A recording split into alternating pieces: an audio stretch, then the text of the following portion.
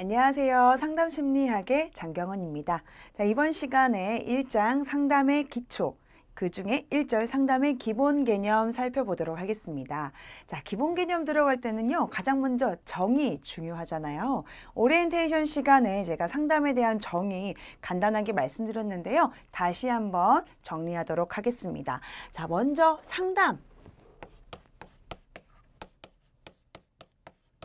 상담이라고 하는 것은 먼저 상담자가 필요하죠. 상담자가 누구냐? 내담자를 돕기 위해서 전문적인 훈련을 받은 사람을 우리는 상담자라고 합니다. 자, 그러면 내담자가 누군가? 자기 스스로 문제를 해결해 나갈 수 있는 잠재력이 있는 사람인데 원래 있는 사람인데 잠재력을 발휘하지 못하는 사람을 우리는 내담자라고 합니다. 그래서 상담자와 내담자의 상호작용을 우리는 상담이다라고 합니다. 자, 그러면 상담자와 내담자가 상호작용을 통해서 무엇을 하느냐? 문제를 해결합니다. 문제를 해결을 통해서 삶의 질이 높아지고 행복한 삶을 살 수 있게끔 만들어주는 것이죠. 그래서 상담의 세 가지 구성 요소 한다면 상담자, 내담자, 그리고 문제 해결. 여기에 좀 더 네 가지 구성 요소를 꼽는다면 상담, 관계. 상담자와 내담자와의 합리적인 만남을 우리는 상담관계라고 이야기를 하는데요. 구성요소 네 가지를 뽑는다면 문제 해결까지 더해서 상담관계까지 네 가지 상담의 구성요소로 들 수가 있습니다. 자, 그러면 교재를 한번 보도록 할게요. 중요한 내용 밑줄 그어 보도록 하겠습니다. 자, 상담이랑 동그라미 1번 볼게요. 상담이란 내담자를 돕기 위해 전문적으로 훈련을 받은 사람, 이것을 우리는 상담자라고 하죠. 자, 자신에게 닥친 심리적인 어려움으로 인해 자신이 원래 가지고 있던 타고난 잠재력을 발휘하지 못하는 사람을 우리는 내담자라고 한다. 그래서 상호작용을 통해서 내담자의 문제 해결을 돕고 행복한 삶을 영위할 수 있도록 돕는 여러 치료 과정 및 활동을 우리는 상담이라고 한다. 밑줄 그어주시면 될 것 같고요. 기억부터 미음은 그냥 읽어보시면 아, 그렇구나 이해하고 넘어가시면 되겠습니다. 자, 상담의 주요 구성 요소. 상담자와 내담자의 정의 있죠. 정의는 제가 말씀드렸으니까 넘어갈게요. 자, 그러면 내담자가 그 상담 장면에서 내담자가 어떤 특징을 가지고 있는지 다양한 특징들이 있지만 세 가지로 한번 요약해 보려고 합니다. 첫 번째로는 부정적인 다양한 정서, 경험. 자, 내담자 같은 경우에는 다 조금씩 정서적으로 문제가 있는 사람들이 좀 있어요. 그 정서적인 문제가 뭐 불안이라든지 우울이라든지 아니면 뭐 분노, 다양한 그 부정적인 정서적인 감정이 조금이라도 가지고 있는 거죠. 하지만 이러한 감정들을 스스로 해결하지 못해서 상담을 하러 오는 거예요. 자, 두 번째, 인지적 왜곡이에요. 현실 그대로, 있는 그대로를 받아들이지 못하고 자꾸 다른 식으로 내 마음대로 해석해서 인식하는 것을 우리는 인지적 왜곡이다라는 거죠. 자, 세 번째는 다양한 행동 문제. 다양한 행동 문제가 뭐냐? 정신적인 것들을 넘어서서 이제 신체적인 증상이라든지 아니면 행동들로 표출이 되는 거죠. 뭐 예를 들어 뭐 거식증, 안 먹는 거예요. 그리고 뭐 불안을 넘어서서 뭐 불면, 아니면 중독, 아니면 폭행, 뭐 절도 등등의 행동 등을 가지고 있는 내담자들도 있더라. 그래서 대표적으로 내담자의 특징 세 가지를 살펴보았습니다. 그래서 내담자에 대한 문제는 이 세 가지 문제는 좀 더 다양한 사례로 뒤에 설명을 드릴 거니까요. 우선 간략하게 넘어가도록 할게요. 자, 세 번째 구성 요소 상담 관계입니다. 자, 상담이 성립되기 위해서 상담자와 내담자의 전문적이고 합리적인 만남, 관계를 우리는 상담 관계라고 합니다. 자, 형식적인 측면에서의 상담 관계는 두 가지로 나눌 수가 있어요. 보통은 직접적으로 대면에서 만나서 상담을 하는 경우가 많죠. 그게 직접적 상담 관계다라고 하고요. 그 아래 보시게 되면 최근에는 뭐 전화라든지 아니면 웹이라든지 아니면 편지, 방송, 뭐 사이버 상담 등등 다양한 방식으로 상담이 진행이 되기도 합니다. 하지만 그래도 요즘에는 뭐 대면이 아무래도 더 많겠죠. 자, 질적 측면에서의 상담 관계. 이거는 뭐 촉진적이고 치료적인 상담 관계, 당연히 우리가 지향해야 하는 상담 관계입니다. 촉진적이고 치료적인 상담 관계는 무엇이냐? 우호적이고 상호 신뢰적이고 존중하며 이해하며 긍정적인 변화를 촉진시키는 상담 관계를 우리는 촉진적이고 치료적인 상담 관계다. 자, 그 아래 비촉진적이고 비치료적인 상담 관계는 뭐 논쟁이 오고 간다거나 냉담하거나 배려하지 않는다거나 이러한 것들은 상담에서 있어서는 안 되는 것들이죠. 그래서 우리는 촉진적이고 치료적인 상담 관계가 되어야 한다. 알아두시면 될 것 같고요. 상담 관계의 형성 기초 방법, 상담 면접의 시작, 화제를 유도하고 물리적 배치. 물리적 배치라고 하는 거는 이제 상담하는 공간에 가서 상담을 시작하는 거예요. 그리고 상담에 임하는 태도, 상담을 통해서 변화할 의지가 있는지에 대한 태도를 확인하고, 우리가 오늘 한 내용들은 비밀이 보장된다라고 하는 과정을 거치게 되는 거죠. 그리고 나서 이 이후부터는 정말 제대로 된 상담이 들어가는 겁니다. 뭐 아래 보시면 경청하기, 동기부여, 감정 반영하기, 화살표로 되어 있는데요. 이렇게 이 순서대로 상담이 진행되는 것은 아니에요. 그래서 순서를 외울 거는 사실 없고, 상담관계 형성 기초 방법이 이렇게도 되는구나 정도만 알고 계시면 될 것 같습니다. 자, 그 아래 볼게요. 상담의 구분 보겠습니다. 상담의 구분은요, 구성 인원에 따른 구분, 연령에 따라, 조력 욕구에 따라, 문제 유형에 따라, 조력 수단에 따라 등등에 따라서 상담들이 다양하게 나타날 수가 있거든요. 이것 또한 딱 보고 넘어가시면 될 것 같아요. 사실 중요한 건 알아두기예요. 알아두기 보시게 되면은 상담의 특징, 요거는 꼼꼼하게 읽어볼 필요가 있습니다. 같이 한번 살펴볼게요. 상담은 그냥 고민을 들어주는 것이 상담이 아니에요. 전문적인 지식과 기술을 갖춘 전문 상담자가 내담자에게 제공하는 전문적인 활동을 우리는 상담이라고 합니다. 단순히 고민 들어주고 조언해주고 이것을 상담이라고 하는 게 아니라 이 사람이 어떤 문제를 가지고 있고 이 문제를 어떻게 해결하면 좋을지를 예상하고 전문적인 기술을 접근할 수 있는 것이 상담이라고 하는 거죠. 자, 상담은 상담자와 내담자와의 관계에 기초를 둔다. 당연하죠.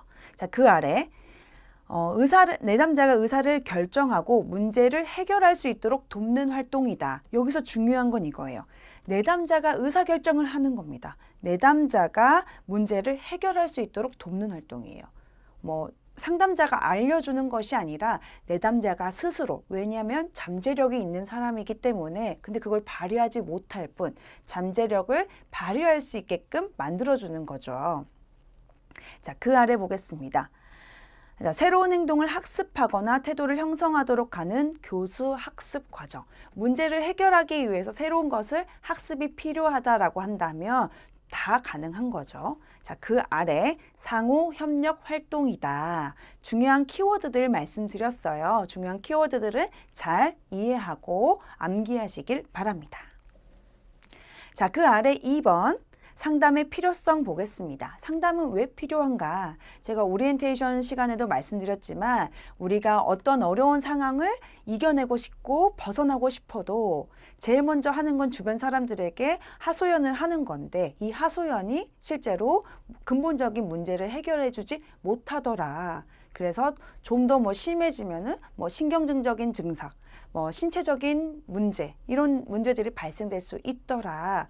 그래서 자기 스스로 문제를 해결하지 못하는 사람들에게는 전문가의 도움이 필요하다. 그래서 상담이 필요하다라고 말씀드렸죠.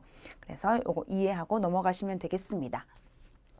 중요한 것은요, 상담의 기본 원리예요. 기본 원리도 쭉 읽어보시면 알겠지만 그래도 하나하나 이해를 하셔야 될 것 같아요. 자, 먼저 개별화의 원리입니다. 개별화의 원리를 보시게 되면은 상담자는 개인의 개성과 개인차를 인정하는 범위 내에서 상담을 전개해야 된다. 그 사람도 개성이 있고 충분히 그 사람만의 특성이 있다라고 하는 걸 인정하고 가야 되겠죠. 그렇게 하기 위해선 뭘 해야 되냐? 기업부터 비읍까지 있습니다. 먼저 선입견을 갖지 말아야 된다. 그리고 인간 행동의 유형의 원리에 대해서 전문적으로 이해하고 노력해야 되겠죠. 저 사람이 왜 저런 반응을 보일까? 저런 태도로 얘기를 할까? 왜 저렇게 웃고 있을까? 왜 말과 행동이 다를까라고 하는 것들을 미리 예측할 수 있어야 합니다. 그리고 내담자의 개인차를 인정하기 위해서는 내담자의 이야기를 잘 귀 기울여야 되겠죠. 경청하셔야 됩니다. 그리고 내담자의 보조에 맞춰서 진행하셔야 되고요. 감정 변화에 민감해야 돼요. 민감성 정말 중요합니다. 저 사람은 왜 갑자기 감정 기복이 빨라질까? 왜 저런 반응을 보일까? 라고 하는 저런 표정을 왜 짓지? 라고 하는 민감하게 반응해 보아야 된다라는 거고요.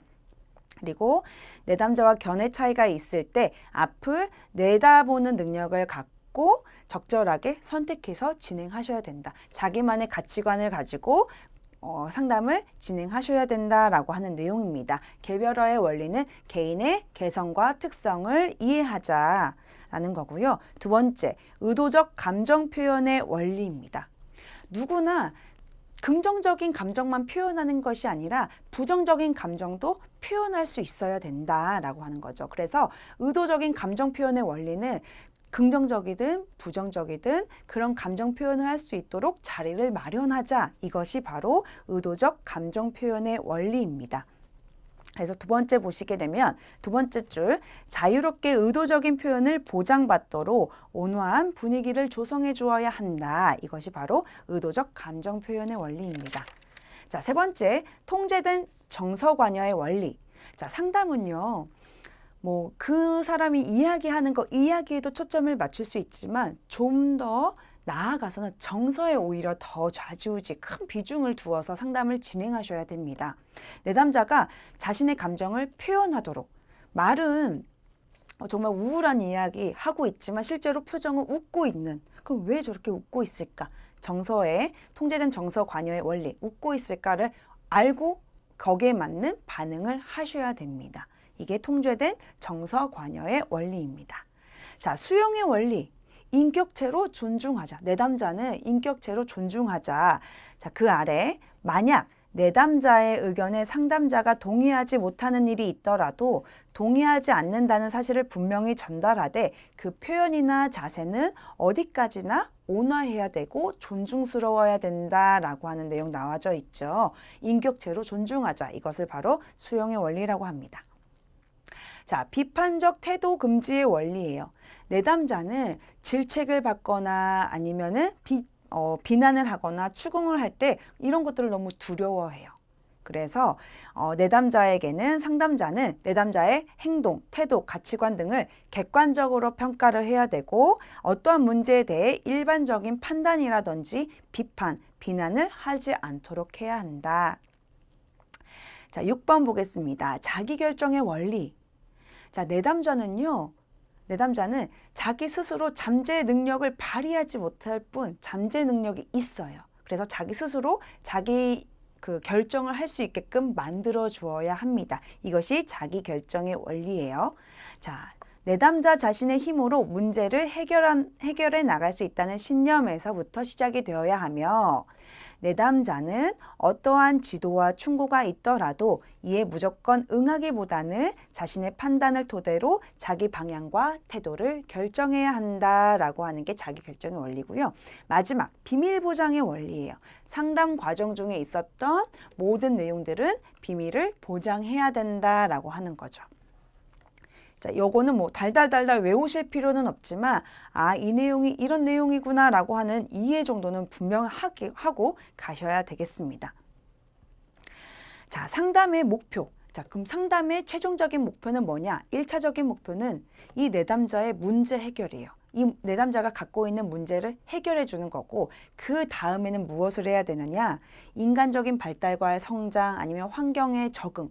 상담이 끝났다고 하더라도 이 사람이 그 순간에는 변화될 수가 있지만 뭐 사회에 가서 환경에 적응할 때에는 문제가 생길 수도 있거든요. 그래서 환경에 적응을 잘할 수 있을 때까지도 도와줘야 된다라고 하는 거.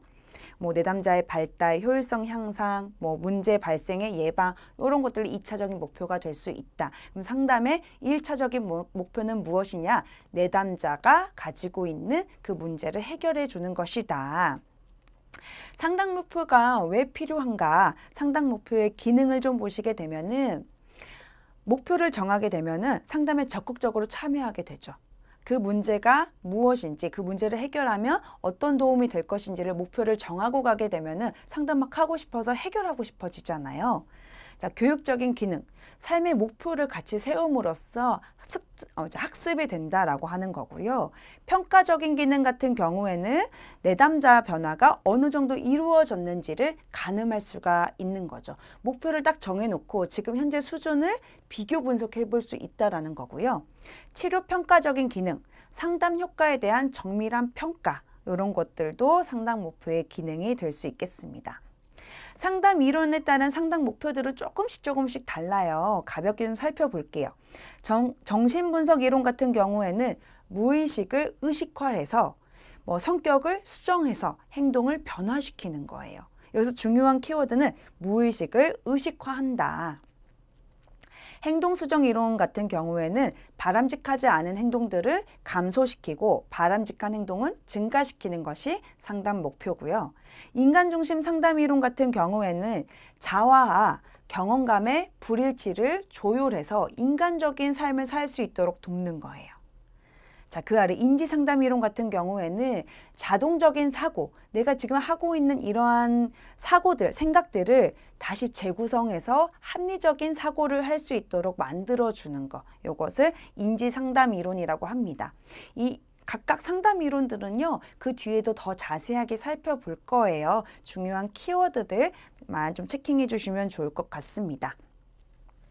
자, 상담 목표의 설정하는 방법은 정말 중요해요. 자, 목표 설정 시 고려사항 보도록 하겠습니다. 자, 기억, 구체적이고 명확한 목표여야 된다. 뭐 예를 들어서 성적을 올리고 싶다. 요거는 목표가 제대로 될 수가 없어요. 자, 구체적이고 명확한 목표를 되기 위해서는 성적을 올리고 싶다가 아니라 지난 시험보다 평균 5점을 올리고 싶다. 라고 하면은 목표 달성 여부를 우리가 확인할 수가 있잖아요. 목표를 성적을 올리고 싶다. 이런 것들은 사실은 얼마나 올리고 싶은데 1점 올린 사람들이 올라가면 다 좋은 건지, 아니면 5점, 10점이 되어야 성적이 올랐다라고 하는 건지를 우리가 확인이 불가능하잖아요. 그래서 지난 시험보다 평균 5점을 올리겠다. 좀 더 구체적이고 명확하게 제시를 해줘야 된다. 그리고 목표의 현실성, 현실적으로 달성 가능한 목표인가. 우리가 현실적으로 달성 불가능한 목표를 설정을 했을 때에는 어쩔 수 없이 자신이 어쩔 수 없다. 부정적인 감정만 하게 되는 거죠. 목표를 달성하지 못하면 너무 높아서 안 되는 거지 어쩔 수 없네 이렇게 넘어간다라는 거죠. 그래서 현실 가능한 목표를 설정해야 되겠습니다. 자, 그리고 문제 축약. 내담자가요, 상담자를 만나러 오면은 정말 다양한 이야기를 하게 됩니다.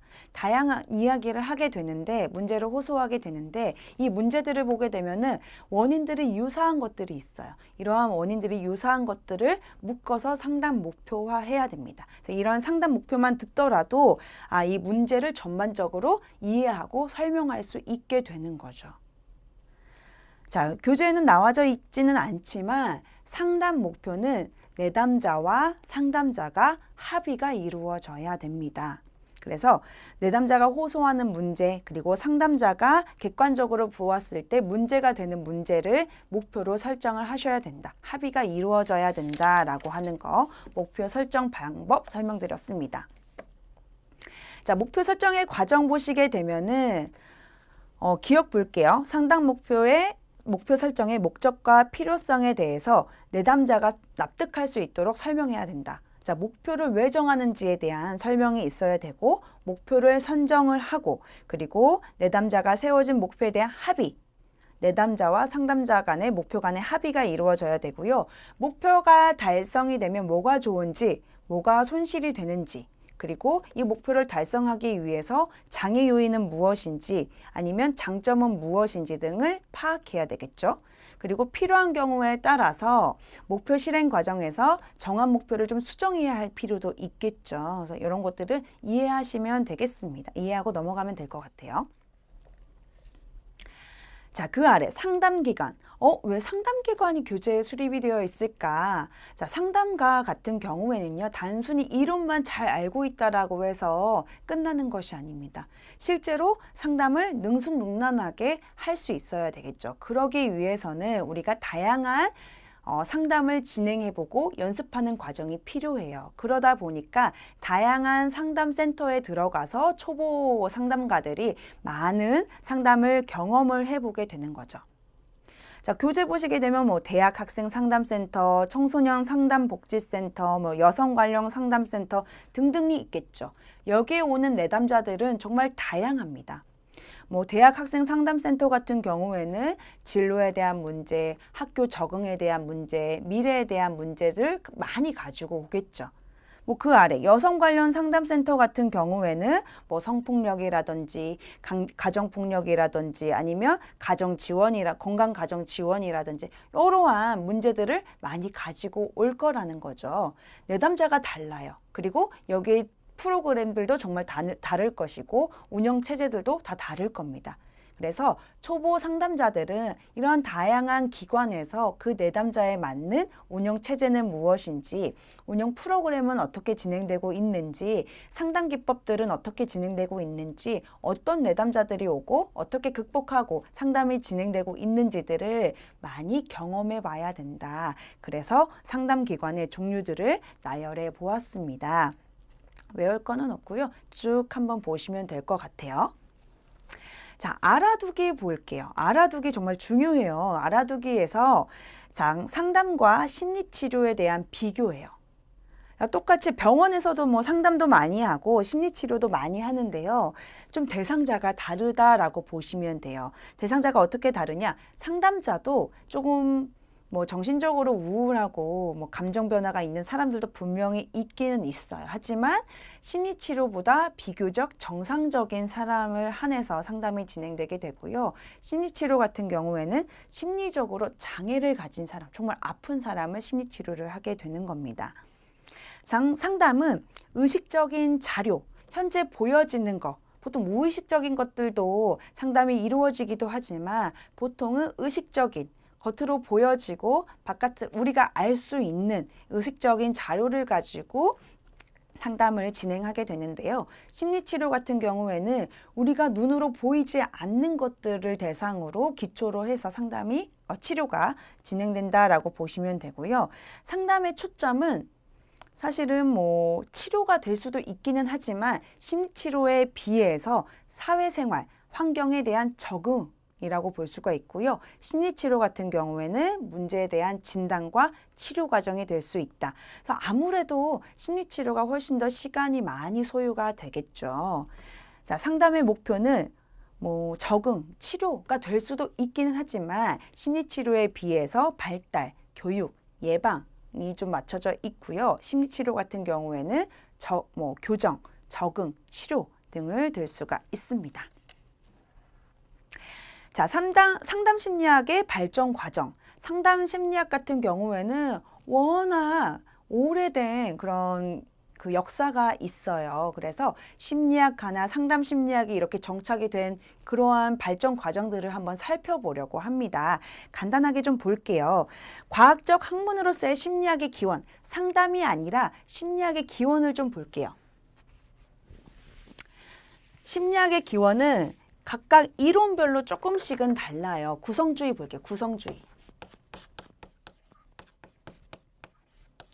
자, 구성주의의 현대 심리학의 아버지라고 불리는 분트가 이런 이야기를 합니다.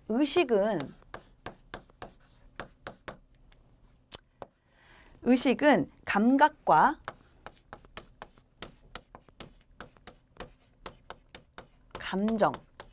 감정을 우리는 뭐 정서라는 표현도 쓰거든요. 이 둘로 나눠져 있다. 이 의식이 뭐냐? 우리는 뭐 인간의 정신 구조라고 하거든요. 인간의 정신 구조라고 이야기를 하는데 이걸 의식이라고 합니다. 이 의식은 두 가지 요소로 나눠져 있다. 감각과 감정이다. 자, 이 구성주의에서는 이 감각과 감정을 요소를 구분하는 거에 초점을 맞췄어요. 그래서 이거를 어떻게 알아내느냐, 이 요소를 알아내느냐에 초점을 맞췄는데 어떻게 알아낼 수가 있냐?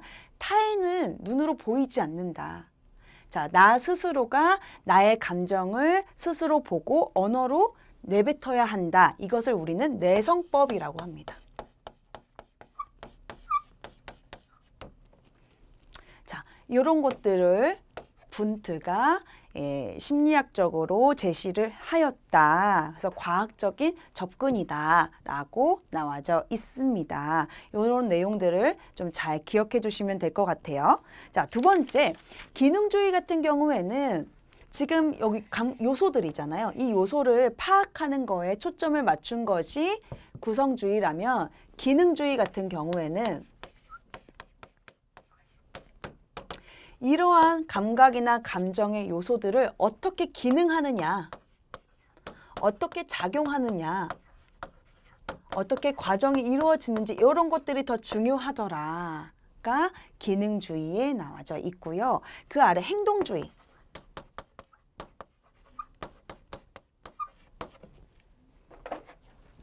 좀 표시를 해둘게요.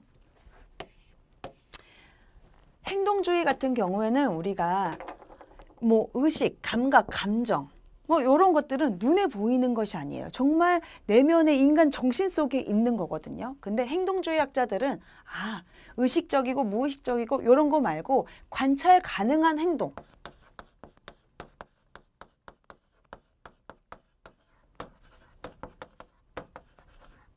자, 관찰 가능한 행동을 분석하자. 그래서 우리는 SR 이론이라고 하거든요. 자극과 반응 이론이라고 이야기합니다. 그래서 관찰 가능한 행동들만 분석하자라고 하는 거. 그 다음에 행태주의. 형태주의 같은 경우에는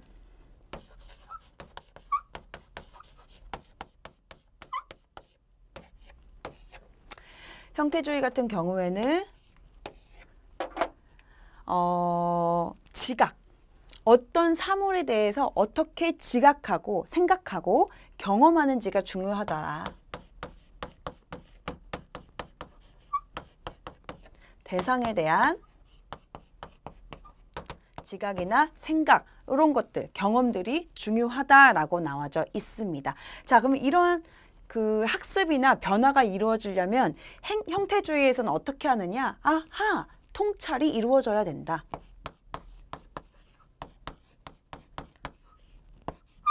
정말 중요한 단어예요. 자, 형태주의에서는 뭔가 학습이 일어나거나 변화가 일어나기 위해서는 깨달아야 된다. 지각해야 된다. 통찰이 이루어져야 된다라고 나와져 있죠. 자, 그 아래 뭐 정신분석 같은 경우에는 무의식을 분석해야 된다. 자, 이 무의식은 무엇이냐? 어렸을 때의 경험이 이 무의식에 영향을 미쳤다. 그래서 과거의 행동을 어렸을 때 행동들에 조금 더 초점이 맞춰져 있는 거죠. 이걸 정신분석이라고 하고요.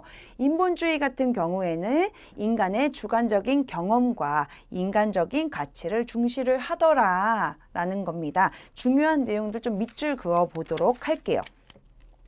과학적 학문으로서의 심리학 기원, 구성주의 보시게 되면은 자, 동그라미 디귿. 현대 심리학의 아버지라고 불리는 분트는 의식을 감각과 감정 두 종류에 속하는 심적 요소로 조직되었다고 주장했다. 자, 그 아래 리을. 의식 속에 있는 구성 요소들은 타인이 관찰해서는 잘 알 수 없고 의식을 하는 본인이 자신을 관찰할 때만 알 수 있다라고 하는 내성법을 훈련시켜야 된다라고 주장했어요. 자, 니은 볼게요. 기능주의, 동그라미 기억, 의식이 어떻게 기능하는가. 그 아래 인간을 이해하기 위해서는 의식의 내용 분석이 아닌 의식의 전체적인 기능, 즉 의식의 흐름에 따른 의식작용 과정과 기능을 연구해야 된다고 주장하였다. 자, 그 밑에 행동주의 보겠습니다. 행동주의, 기억, 객관적인 관찰과 측정이 가능한 행동만을 연구 대상으로 할 것을 주장하였다. 자, 그 아래 인간의 모든 행동은 자극에 대한 반응과의 관계라고 설명함으로써 SR 이론이라고 부르기도 했죠. 자, 형태주의는 기억, 형태주의는 사람들이 어떻게 대상을 전체적인 양식으로 지각, 생각하고 경험하는가를 연구하는 것이다. 자, 니은 특히 지각에 관여하는 정신작용에 관심을 가졌으며 지각이 어떻게 사고와 문제 해결에 영향을 미치는지를 연구하는 데 초점을 맞췄다. 자, 동그라미 리을 학습은 행동주의자들이 말하는 것처럼 단순히 기계적인 반복 연습이나 행동적 시행착오가 아닌 통찰, 인사이트를 통해서 이루어진다라고 하는 통찰 학습을 주장하였다. 자, 5번 정신분석 보겠습니다. 인간의 행동이나 사고는 의식보다도 무의식의 지배를 받으므로 인간을 이해를 위해서는 무의식을 분석해야 된다라고 주장하였다. 자, 6번 인본주의 보겠습니다. 6번 인본주의, 니은 인간의 고유성과 특유성을 인정하며 피동적 행위보다 능동적, 솔선적 행위를 더 중점을 두었고 인간의 주관적인 경험과 인간적 가치를 중시하였다라고 나와져 있습니다. 쭉 훑어보시면 될 것 같고요. 자, 그럼 심리학의 과학적인 접근을 살펴봤다면, 이론별로 살펴봤다면 그럼 상담이 어떻게 나오게 되었을까? 상담은요. 먼저 프로이드의 정신분석을 좀 들 수가 있어요. 그냥 이해만 하시면 될 것 같아요. 외우실 필요는 없고 신경증적인 원인을 원래 뭐 무당이 하거나 아니면 성직자가 하거나 외과 의사가 이런 신경증적인 부분을 치료를 했었는데 프로이드는 달랐어요. 프로이드는 무의식적인 갈등의 분석을 해야 된다. 무의식을 분석을 해야 된다. 우리가 보이지 않는 저 깊은 곳에 있는 무의식을 분석을 해서 마음의 병을 치료를 해야 된다라고 이야기를 했죠. 그래서 이때부터 상담이라고 하는 것들이 나오기 시작했습니다. 근데 로저스의 인본주의 심리학은 무의식적인 것을 분석하고 이런 것들이 아니라 인간 자체를 우리가 인간적으로 비지시적인 방법으로 이야기해야 된다라고 하면서 인본주의 상담이 또 나오기 시작했죠. 프로이드 같은 경우에는 무의식적인 것들을 찾아내고 그걸 분석해주고 해석하는 데 좀 더 초점이 맞춰져 있다며 인본주의적인 상담은 지시적인 방법이 아니라 정말 인간 그대로 대해야 된다라고 나왔죠. 자, 직업보도운동의 전개 같은 경우에는 우리가 뭐 아픈 사람들 아니면 정말 상담이 필요한 사람들한테만 뭐 인본주의 아니면 정신분석들을 접근을 했었는데 아니다. 우리 직업적인 부분에 있어서도 상담이 필요하다. 직업을 선택을 할 때에도 적성과 흥미에 맞는 직업을 선택을 해야 되는데 이때 상담이 필요하다. 라는 올바르게 선택할 수 있도록 상담이 필요하다라고 하면서 대중들에게도 상담이 널리 알려지게 된 계기가 있었죠. 자, 비오스의 수용소 생활 폭로. 정신분열증 환자가 수용소의 생활을 폭로를 하면서 이 사람이 겪었던 그런 트라우마들을 상담을 통해 필요하다라고 했고요. 전국 정신위생위원회 같은 경우에는 성격장애로 입원하는 환자들을 다양하게 치료를 하고 뭐 개선을 해야 된다라고 생각을 했고 상담소를 차렸어요. 상담소를 차렸으면 상담가들이 필요하잖아요. 상담자들이 많이 필요하기 때문에 인력이 많이 필요해야 됐고 전문적으로 상담가들이 활동할 수 있는 계기를 만들어 주었다라고 보시면 되고요. 심리검사 같은 경우에도 심리검사가 만들어졌는데 이걸 해석을 하면서 상담을 하면 좋겠다. 라고 하는 것들이 그 상담 심리학이 나타나게 된 작은 배경들이라고 보시면 되고요. 자, 그럼 상담 심리학이 엄청나게 확대가 됐던 계기는 언제였느냐? 자, 상담 심리학의 형성기 보시게 되면 제2차 세계대전에 영향이 있었습니다. 2차 세계대전의 그 전후에 사람들이 전쟁통을 겪고 나서 트라우마를 많이 겪게 되는 거예요. 그럼 이 사람들을 어떻게 케어해 줄까? 그러면서 상담 심리학에 더 발전하게 된 계기가 되었습니다. 그게 바로 2차 세계대전의 영향이었던 거죠. 그 이후부터 뭐 1950년대, 60년대 등등이 다 상담 심리학이 더 크게 발전을 하게 되었다라고 나와져 있습니다. 한번 쭉 읽어보시면 될 것 같고요. 뭐 외우실 필요까지는 없으실 것 같습니다. 자, 국내 상담 심리학의 발전 또한 한번 살펴보시면 좋을 것 같고요. 상담자의 자질 엄청 중요해요. 중요하기 때문에 이번 시간에는 여기까지 마무리 짓고요. 다음 시간에 상담자의 자질, 뭐 전문적인 자질, 뭐 인간적인 자질부터 해서 상담의 기본 원리 살펴보도록 하겠습니다. 오늘 정말 어려운 내용이었어요. 첫 강의에도 불구하고 되게 어려운 내용이었는데요. 잘 따라와 주셔서 감사하고요. 이해가 안 되시는 거 있으시면 많이 살펴보시고 영상도 다시 한번 되돌려 보시면 좋을 것 같습니다. 다음 시간에 뵙겠습니다. 감사합니다.